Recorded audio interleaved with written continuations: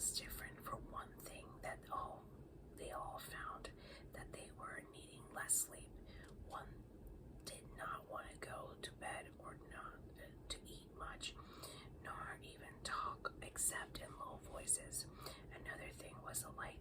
There was too much of it. The sun, when it came up each morning, looked twice, if not 3 times its usual size, and every morning, which gave Lucy the strangest feeling of all, the huge white birds singing their song with human voices in a language no one knew, streamed overhead and vanished astern on their way to their breakfast at Aslan's table.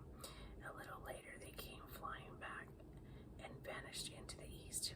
How beautifully clear the water is, said Lucy to herself as she leaned over the port side early in the afternoon of the second day. And it was the first thing that she noticed was a little black object about the size of a shoe traveling along at the same speed as the ship.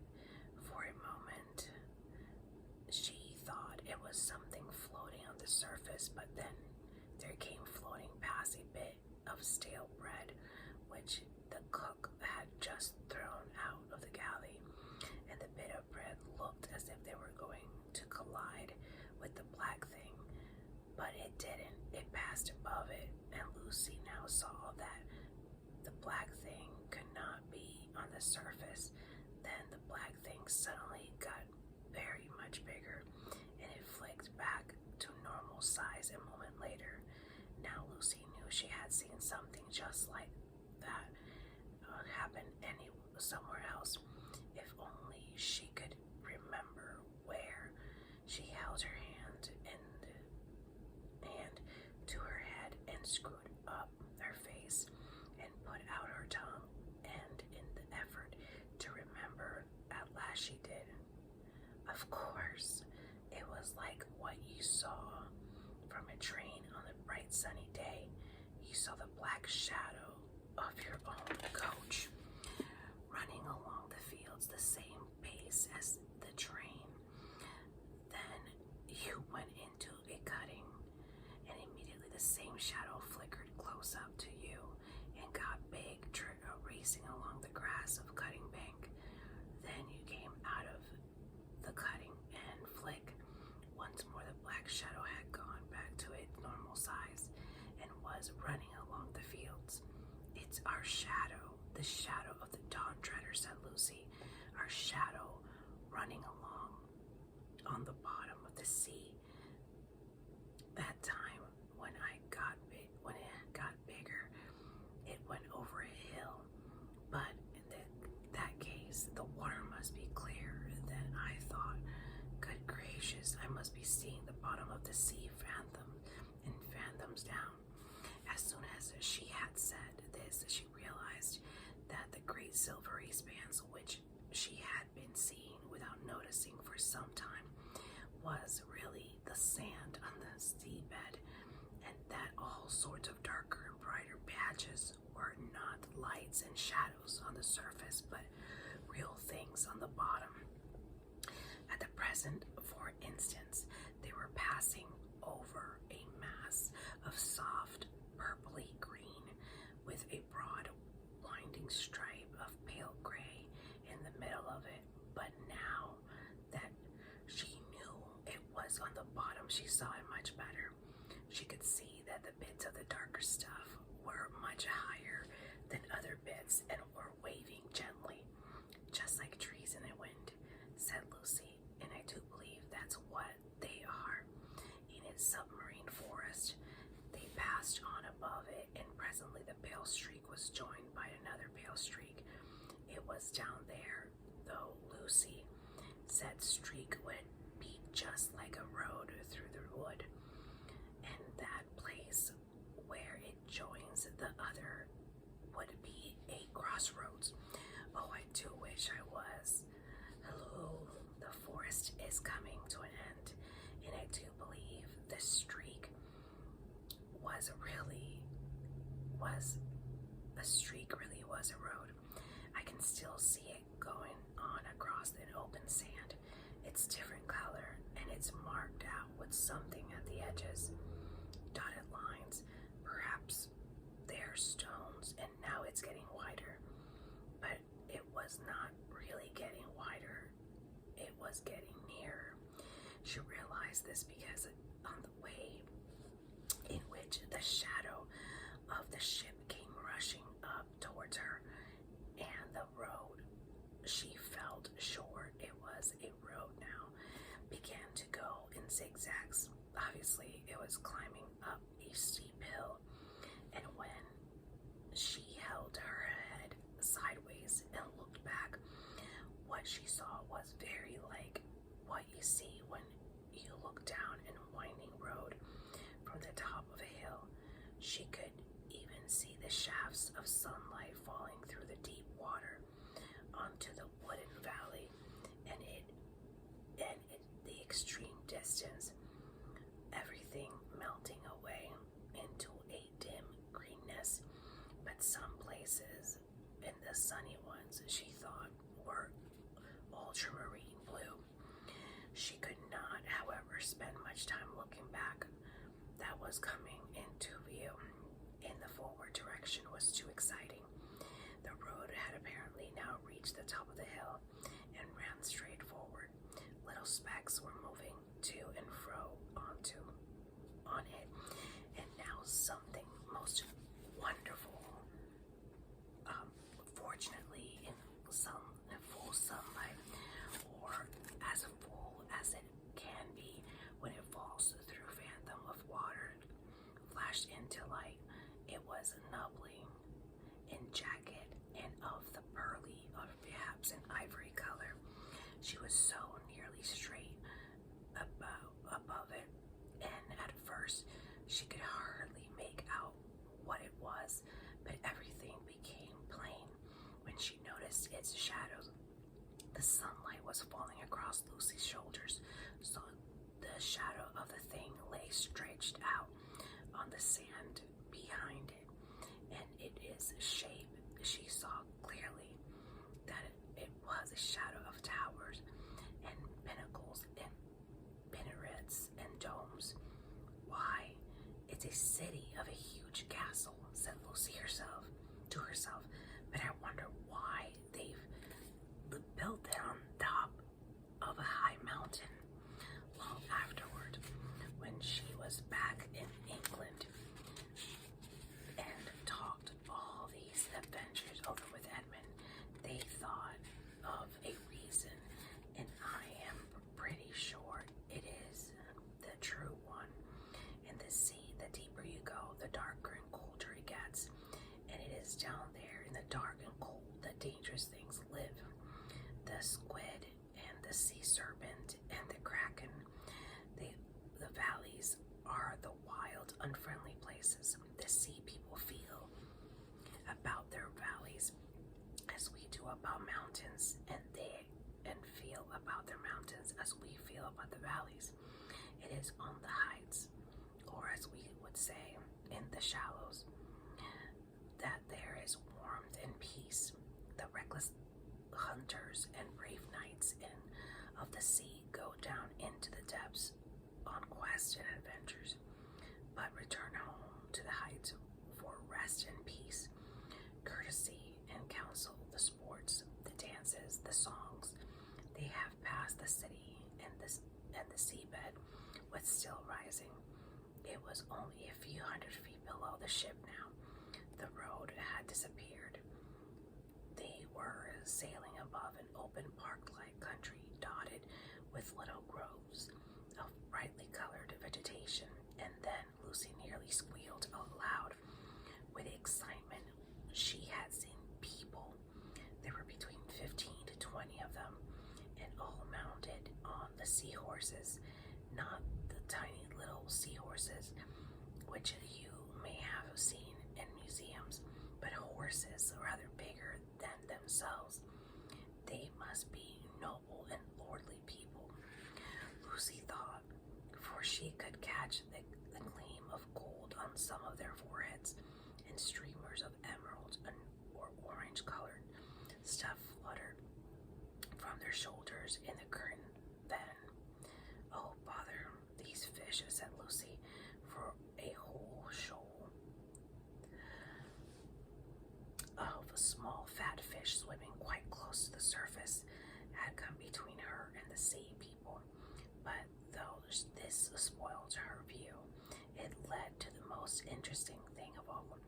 Suddenly a fierce little fish of a kind she never seen before came darting up from below, snapped, grabbed, and sank rapidly with one of the fat fish in its mouth. And all the sea people were sitting on their horses, staring up at what had happened. They seemed to be talking and laughing, and before the hunting fish had got back to them with its prey, another one, the same kind, came up from the sea people, and Lucy was almost certain that one big seaman who sat on his seahorse in the middle of the party had sent it or released it, as if he had been holding back till then in his hand or on his wrist. "Why do I declare," said Lucy, "it's hunting party, or more like a hawking party. Yes, that's it. They ride out of the little, they ride out with these little fierce fish on their wrist, just as we used to ride out with falcons on our wrist when we were kings and queens at Paravel long ago. And then they fly them, or I suppose I should say swim them, at the others. How?" She stopped suddenly because the scene was changing. The sea people had noticed the dawn treader. The shoal of fish had scattered in every direction. The people themselves were coming up to find out the meaning of this big black thing which had come up between them and the sun. And now they were so close to the surface that if they had been in air instead of water, Lucy could have spoken to them. There were men and women both. All wore coronets of some kind, and many had chains of pearls. They wore no other clothes. Their bodies were the color of old ivory, their hair dark purple. The king in the center, no one could mistake him for anything but the king, looked proudly and fiercely into Lucy's face and shook a spear in his hand. His knights did the same. The faces of the ladies were filled with astonishment. Lucy felt sure they had never seen a ship or a human before, or how should they, in seas beyond the world's end, where no ship ever came. "What are you staring at, Lou?" said the voice close beside her. Lucy had been so absorbed in what she was seeing that she started at the sound. She started at the sound, and when she turned and found that her arm had gone dead from leaning so long on the rail in one position, Trinian and Edmund were beside her. "Look," she said. They both looked, but almost at once Trinian said in a low voice, "Turn around at once, your majesties. That's right, with your backs to the sea, and don't look as if you were talking about anything important." "Why, what's the matter?" said Lucy as she obeyed. "It'll never do for the sailors to see all that," said Trinian. "We'll have men falling in love with the sea women, or falling in love with the undersea country itself and jumping aboard. I've heard of that kind of people happening before in strange seas. It's always unlucky to see these people, but we used to know them," said Lucy, "in the old days at Paravel, when my brother Peter was High King. They came to the surface and sang at our coronation. I think that must have been a different kind, Lou," said Edmund. "They could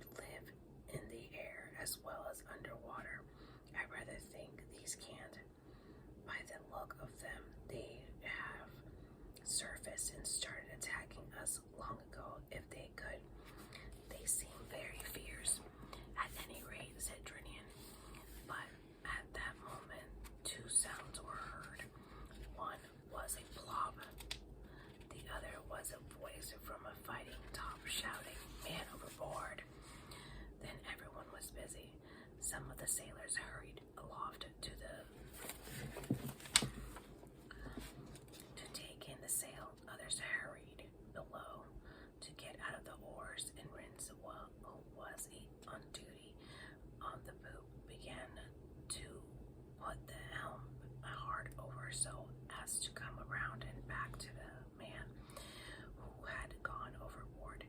But by now, everyone knew that it wasn't strictly a man, it was Rinpoche. Drat the mouse, said Trinian. He's more trouble than all the rest of the ship's company put together. If there is any scrape to be got into, and he will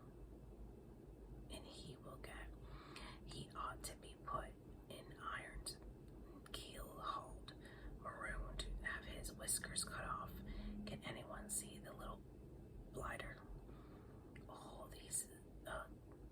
All this didn't mean that Trinian really disliked Rinpoche. On the contrary, he liked him very much and was therefore frightened about him. And being frightened put him in a bad temper, just as your mother is much angrier with you from running out into the road in front of a car than a stranger would be. No one, of course, was afraid of Rinpoche's drowning, for he was an excellent swimmer, but the three who knew what was going on below the water were afraid of those long, cruel spears in the hands of the sea people. And he knew in a few minutes that John Treader had come around, and everyone could see a black blob on the water, which was Rinpoche. He was chattering with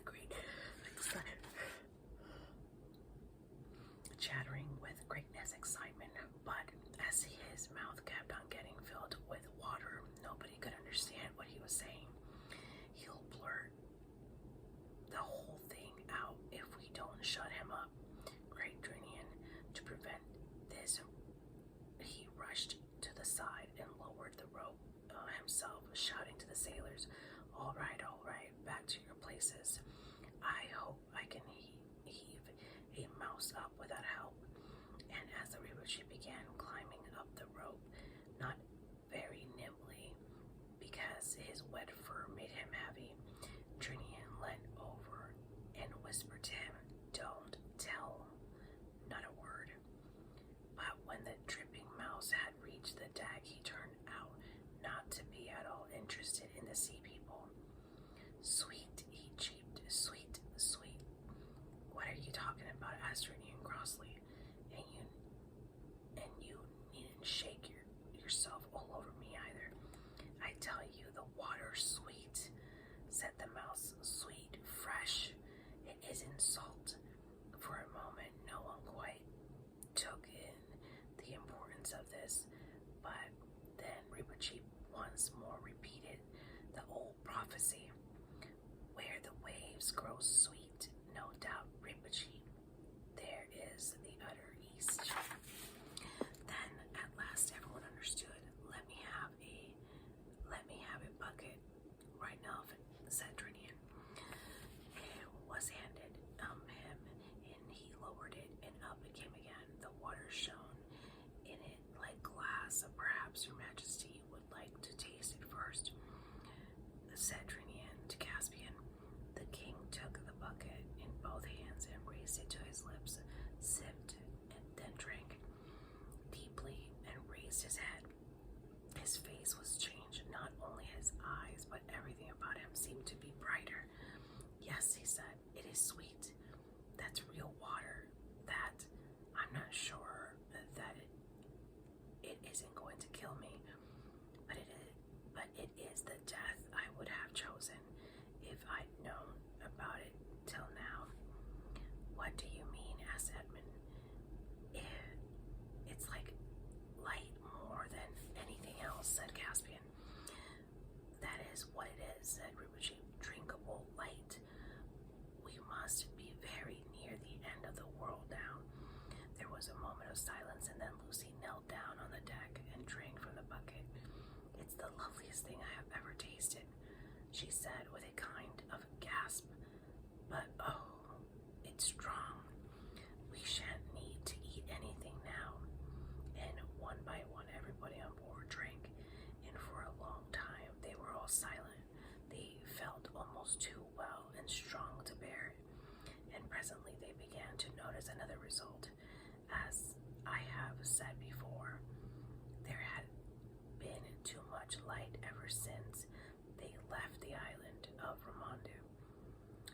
sun too large, though not too hot, the sea too bright, the air too shiny. Now the light grew no less, if anything, it is increased, but they could bear it. They could look straight at the sun without blinking. They could see more light than they had ever seen before, and the deck and the sail and their own faces and bodies became brighter and brighter, and every robe shone in the next morning when the sun rose, now 5 or 6 times its old size. They stared hard into it and could see the very feathers of the birds that came flying from it. Hardly a word was spoken on board all that day, till about dinner time. No one wanted any dinner, and the water was enough for them. Then Trinian said, I can't understand this. There is not a breath of wind. The sail hangs dead. The sea is flat as a pond, and yet we drive on as fast as if there were a gale behind us. I've been thinking that too, said Caspian. We must be caught in some strong current. H, said Edmund. That's not so nice if the world really has an edge and we're getting near it. You mean, said Caspian, that we might be just well poured out over it? Yes, yes, cried Ribbershee, clapping his paws together. That's how I've always imagined it. The world like a great round table, and the waters of all the oceans endlessly pouring over the edge. The ship will tip up, stand up on her head. For one moment we shall see over the edge, and then down, down, the rush, the speed. And what do you think will be waiting for us at the bottom, eh? Said Trinian. Aslan's country, perhaps, said the mouse, his eyes shining. Or perhaps there isn't any bottom. Perhaps it goes down forever and ever. But whatever it is, won't it be worth anything just to have looked for one moment beyond the edge of the world? But look here, said Eustace. This is all rot. The world's round. I mean, round like a ball, not like a table. Our world is, said Edmund, but is this? Do you mean to say, asked Caspian, that you three come from a round world, round like a ball, and you're never told me? It's really too bad of you, because we have fairy tales in which there are round worlds, and I always loved them. I never believed there were any real ones, but I've always wished there were, and I've always longed to live in one. Oh, I'd give anything. I wonder why you can get into our world and we never get into yours.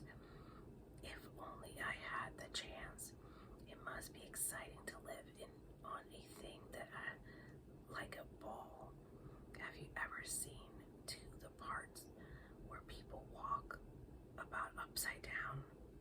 Edmund shook his head. And it isn't like that, he added. There's nothing particular exciting about a round world when you're there. That was the end of chapter 15.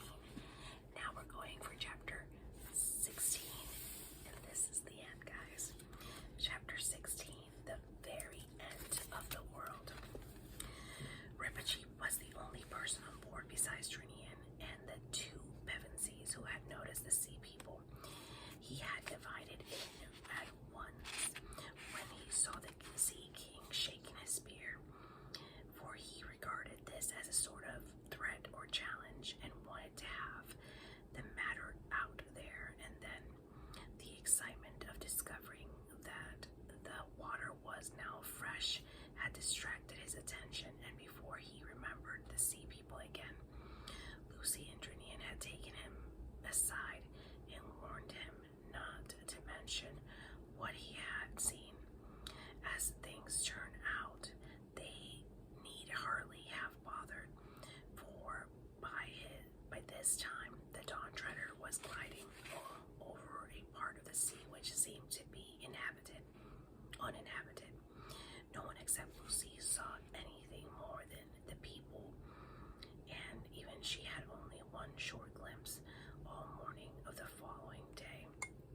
She had only one. They sailed in fairly shallow water, and the bottom was weedy. Just before midday, Lucy saw a large shoal of fishes grazing on the weed. They were all eating steadily and all moving in the same direction, just like a flock of sheep, thought Lucy. Suddenly she saw a little sea girl of about her own age in the middle of them, a quite lonely looking girl with a sort of crook in her hand. Lucy felt assured that this girl must be a sheep herderess, or perhaps a fish herdess, and that the shoal was really a flock at pasture. Both the fishes and the girl were quite close to the surface, and just as the little girl glided in the shallow water and lucidly leaning over the bulwark came opposite to another, the girl looked up and stared straight into Lucy's face. Neither could speak to the other, and in the moment the sea girl dropped astern. But Lucy will never forget her face. It did not look frightening or angry like those of the other sea people. Lucy had liked that girl, and she felt certain that the girl liked her. In that moment, they had somehow become friends.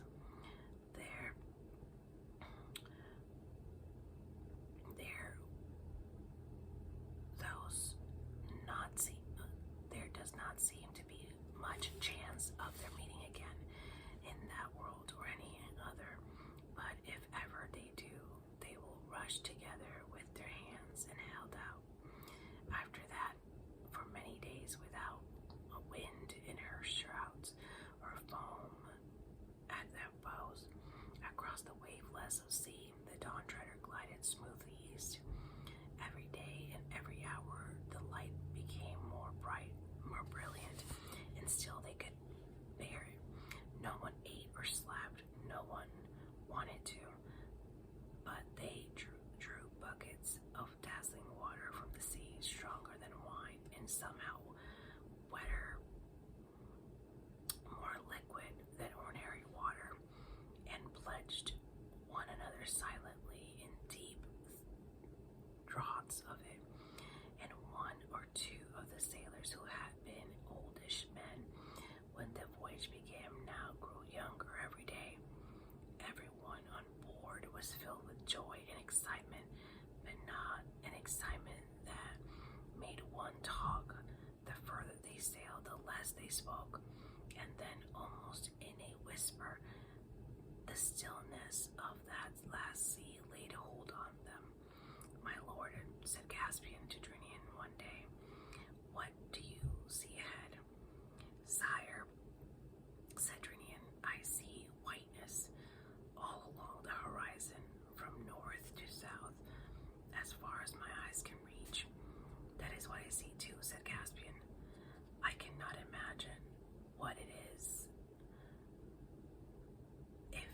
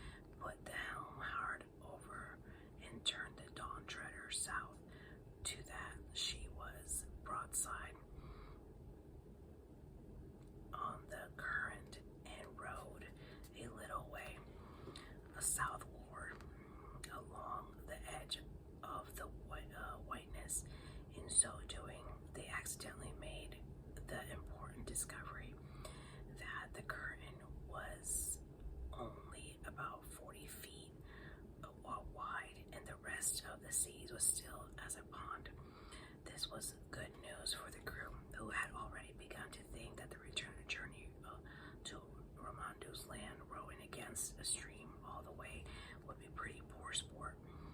It also explained why the shepherd girl had dropped so quickly astern. She was not in the current.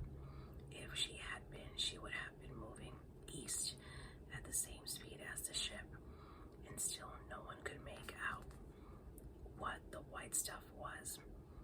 Then the boat was lowered, and it put off to investigate. Those who remained on the Dawn Treader could see that the boat pushed right in amidst the whiteness. Then they could hear the voices of the party in the boat.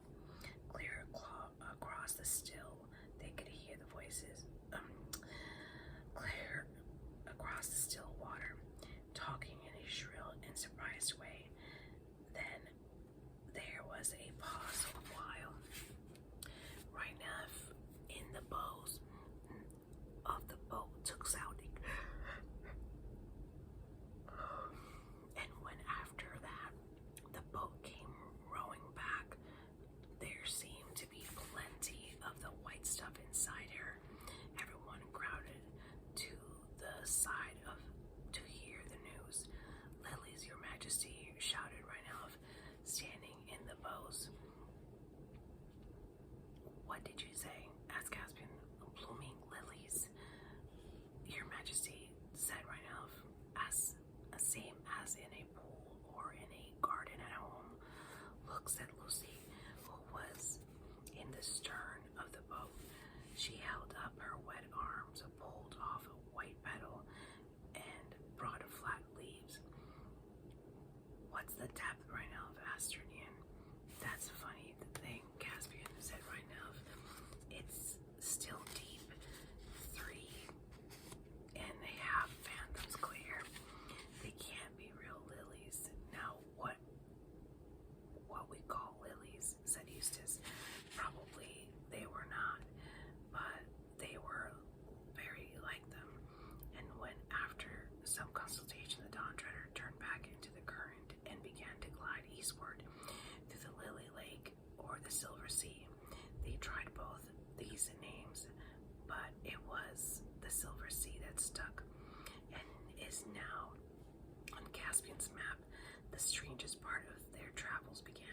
Very soon, the open sea which they were leaving was only a thin rim of blue.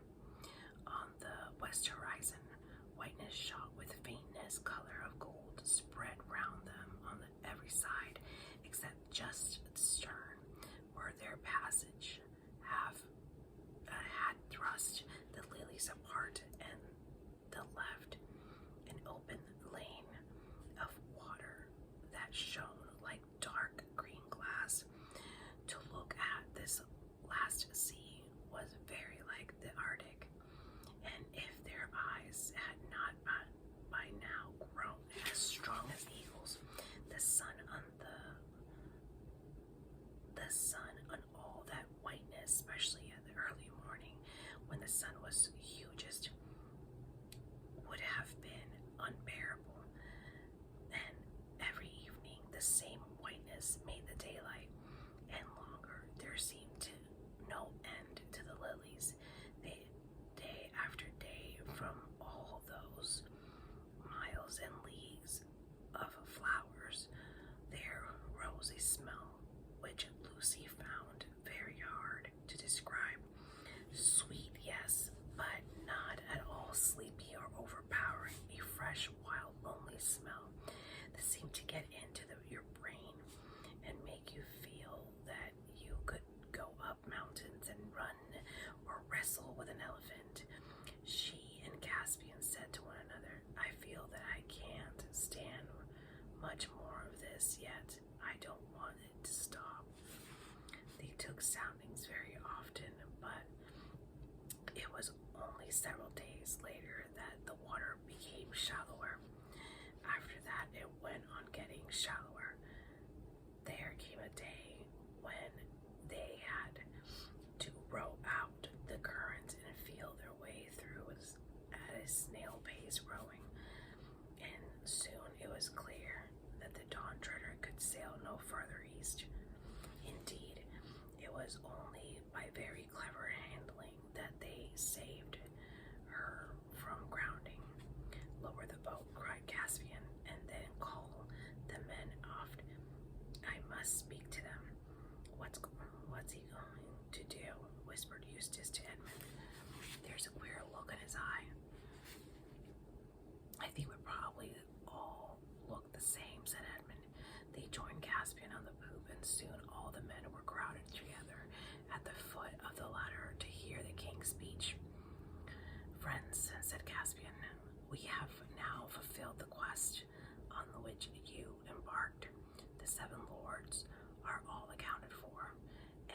Yes, Sir Ribachib has sworn never to return.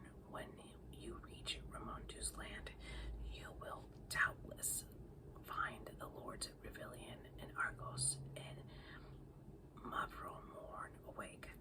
To you, my lord Drinian, I entrust this ship, binding you sail to Narnia with all the speed you may, and above all, not to land on the island of Deathwater, and instruct my regent, the dwarf Trunken, to give to all these my shipmates the rewards I promised them. They have been earned well, and if I come not again, it is my will that the regent and master Cornelius and Truffle Hunter and the Badger and the Lord Drinian choose a king of Narnia with the consent. But sire, interrupted Drinian, are you abdicating?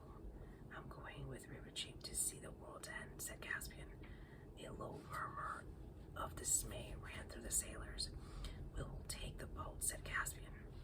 You will have no need of it in these gentle seas, and you must build a new one in Ramondu's island. And now, Caspian, said Edmund, suddenly and sternly, you can't do this. Most certainly, said Ribachib. His Majesty cannot. No, indeed, said Drinian. Can't, said Caspian sharply, looking for a moment not unlike his uncle Miraz.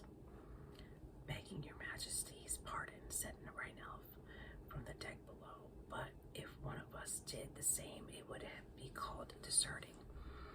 You presume too much on your long service, Right Elf, said Caspian. No, sire, he's perfectly right, said Drinian. By the mane of Aslan, said Caspian, I had thought you were all my subjects here, not my schoolmasters. I'm not, said Edmund, and I say you cannot do this. Can't again, said Caspian. What do you mean? If it please your Majesty, we mean shall not, said Ribachib with a very low bow. You are the king of Narnia. You break faith with all your subjects, and especially Trunken.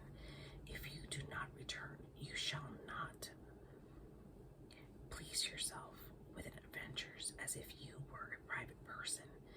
And if your Majesty will not hear reason, it will be the truest loyalty of every man on your board to follow me in disarming and binding you till you come to your senses. Quite right, said Edmund, like they did with Ulysses when he wanted to go near the sirens. Caspian's hand had gone to his sword hilt when Lucy said, and you've almost promised Ramondu's daughter to go back. Caspian paused. Well, yes, there's that, he said.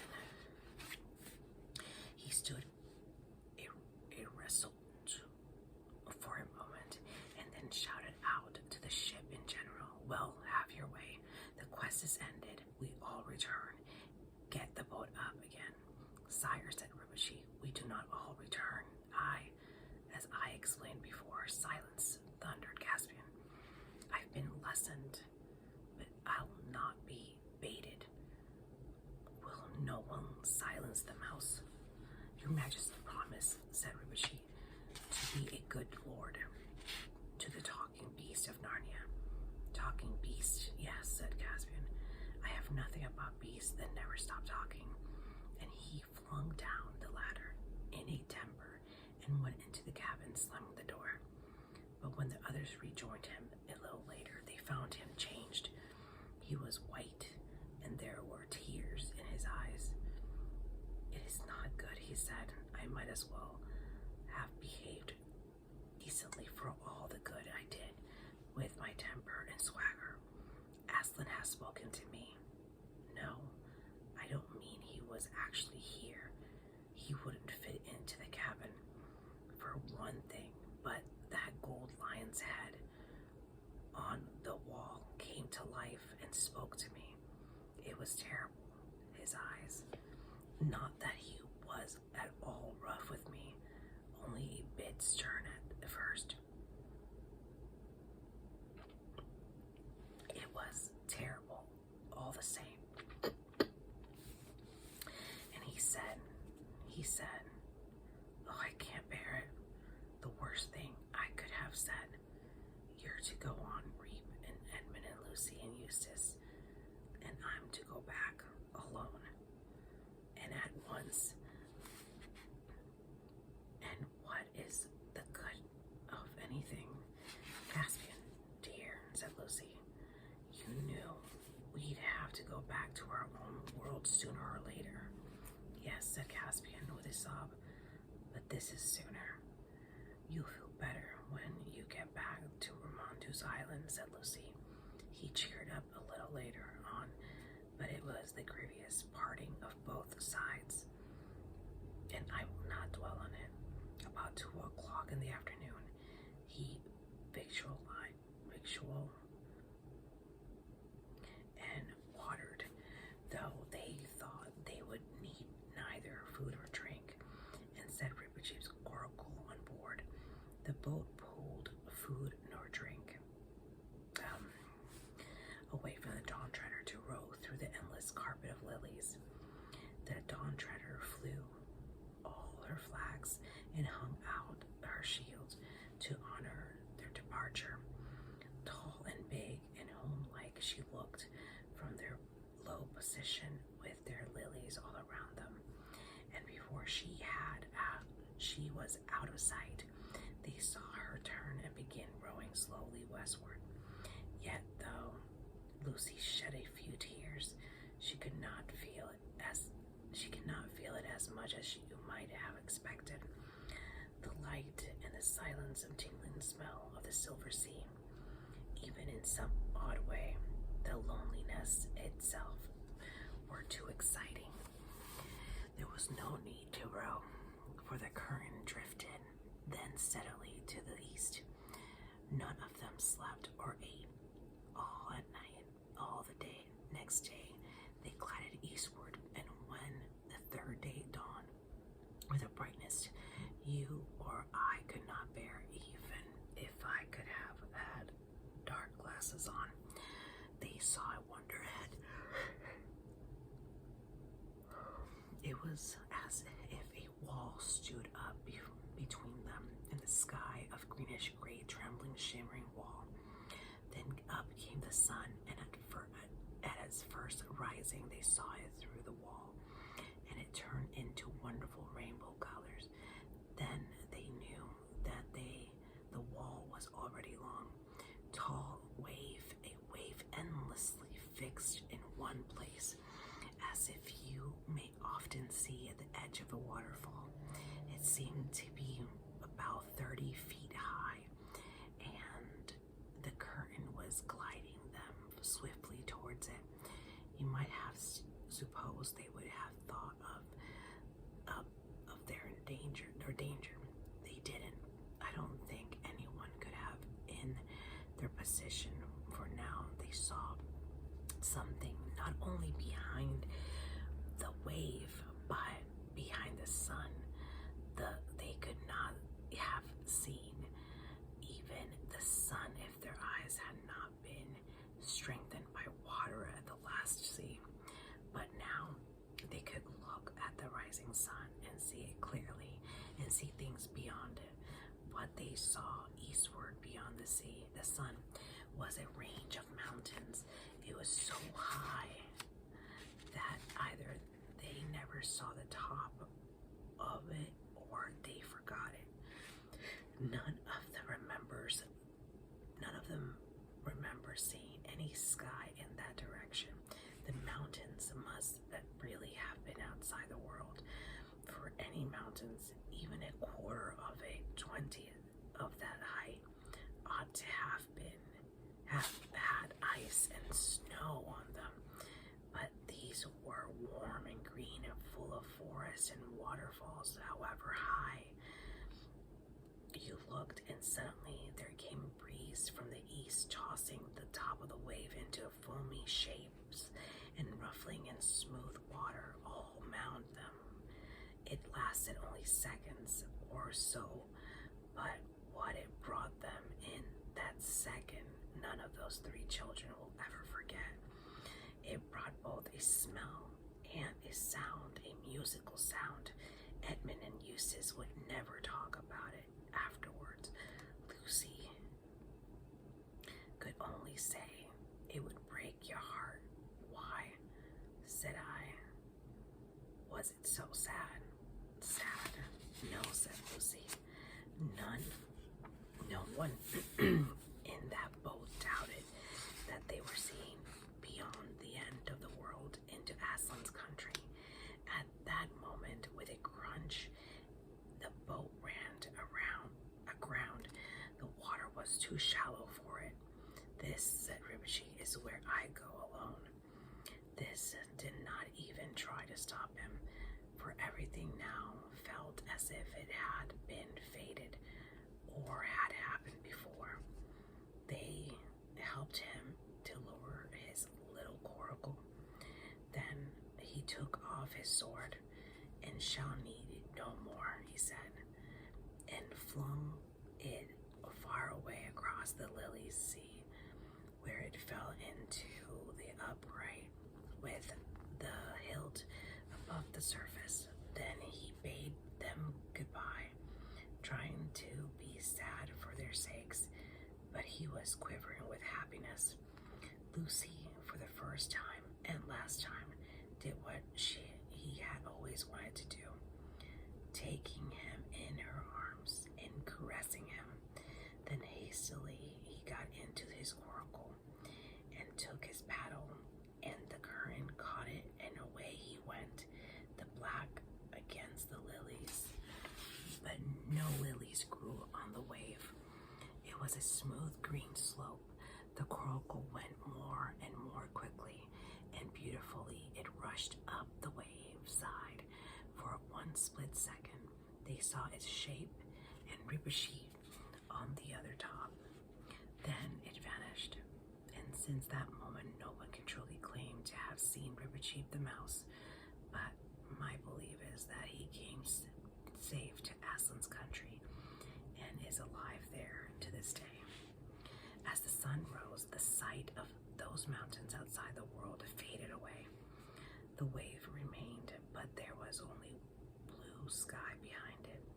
The children go up to the boat and waited, not towards the wave, but southward, with the wall of water on their left. They could not have told you why we did this. It was their fate, and though they had felt and been very grown up on the Dawn Treader, they now felt just the opposite and held hands. And as they waded through the lilies, they never felt tired. The water was warm, and all the time it got shallower.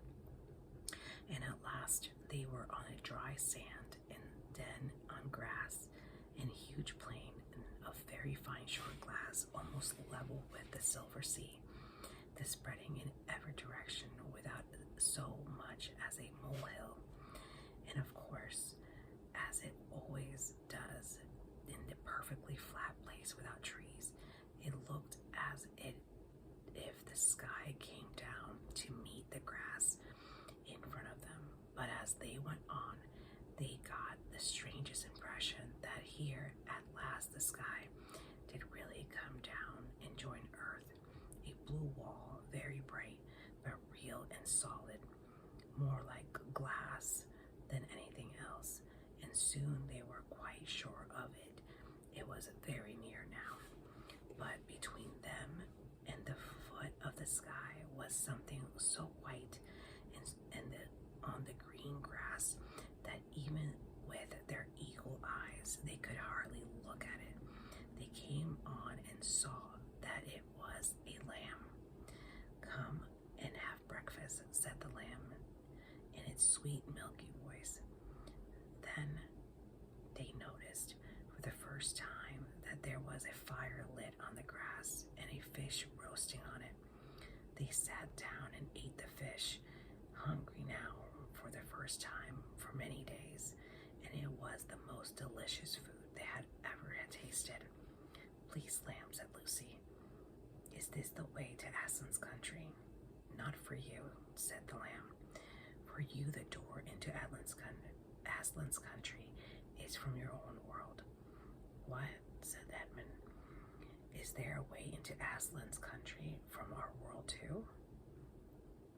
There's a way into my country from all the worlds, said the lamb, but as he spoke, his snowy white flushed into a tawny gold, and his size changed, and he was Aslan himself, towering above them and scattering light from his mane. Oh, Aslan, said Lucy, will you tell us how to get into your country from our world? I shall be telling you all the time, said Aslan, but I will not tell you how long or short the way will be, only that it lies across a river. But do not fear that, for I am a great bridge builder. And now come, I will open the door in the sky and send you to your own land. Please, Aslan, said Lucy, before we go, will you tell us when we can come back to Narnia again? Please. And oh, do make it soon, dearest, said Aslan very gently. You and your brother will never come back to Narnia. Oh, Aslan, said Edmund and Lucy both together in despairing voices.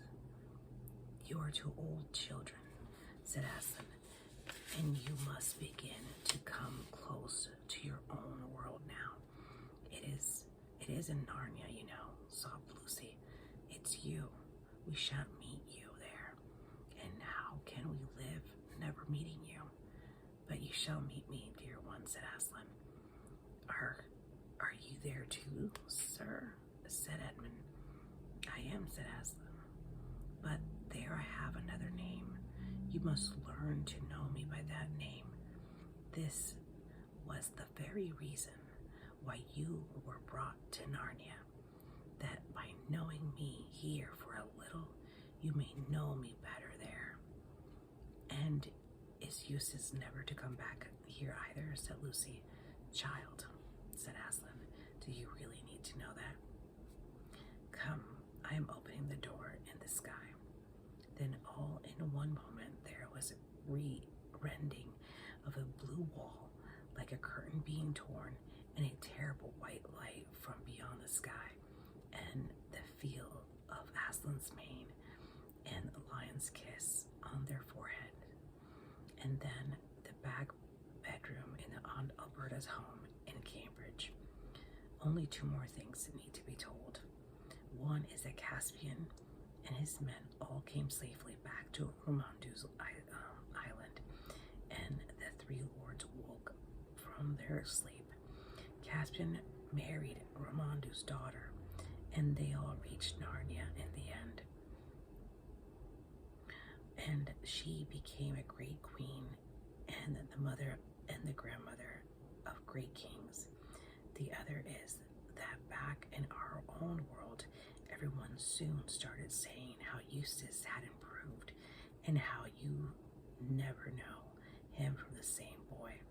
Everyone except Aunt Alberta, who said he had become very commonplace and tiresome, and it must have been the influence of those Pevensey children. The end. So guys, I hope you have enjoyed the Voyage of the Dawn Treader. And let's see which one it's the next one.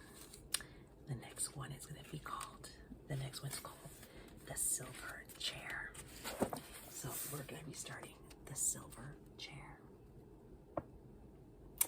next Saturday. So stick around, hit the bell for notifications, give me a thumbs up, share, comment, hit the bell for notifications, subscribe if you haven't already, and have a blessed day, guys. And bye. See you next Saturday.